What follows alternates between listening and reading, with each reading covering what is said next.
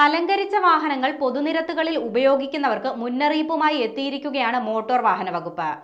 Road സുരക്ഷയെ പ്രതികൂലമായി ബാധിക്കുന്ന തരത്തിലും അവയുടെ രജിസ്ട്രേഷൻ നമ്പറുകൾ മറയുന്ന തരത്തിലും വാഹനങ്ങൾ അലങ്കരിച്ചുകൊണ്ട് പൊതുനിരത്തിൽ ഉപയോഗിക്കുന്നത് നിയമവിരുദ്ധമാണെന്ന് MVD വ്യക്തമാക്കി. ഫേസ്ബുക്കിലൂടെയാണ് MVD മുന്നറിയിപ്പ് നൽകിയിരിക്കുന്നത്.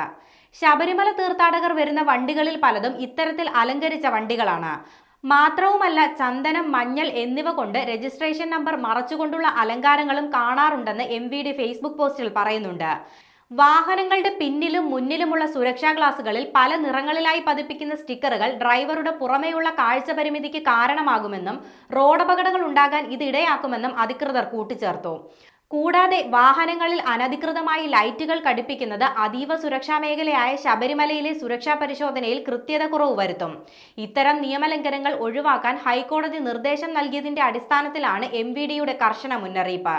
അതേസമയം സംസ്ഥാനത്തെ ബ്ലാക്ക് സ്പോട്ടുകളിൽ പോലീസും മോട്ടോർ വാഹന വകുപ്പും സംയുക്തമായി നടത്തുന്ന പരിശോധനകളിൽ ആയിരക്കണക്കിന് നിയമലംഘനങ്ങളാണ് ഒറ്റ ദിവസം കൊണ്ട് മാത്രം കണ്ടെത്തിയത്. ഏറ്റവും കൂടുതൽ അപകടങ്ങൾ നടക്കുന്ന ദേശീയപാത കേന്ദ്രീകരിച്ചാണ് ചെക്കിംഗ് നടത്തുന്നത്. റോഡുകളിലൂടെ പോകുന്ന 100 വാഹനങ്ങളിൽ 10 എണ്ണമെങ്കിലും നിയമങ്ങൾ പാലിക്കാതെയാണ് യാത്ര ചെയ്യുന്നതെന്നാണ് അധികൃതർ വിലയിരുത്തുന്നത്.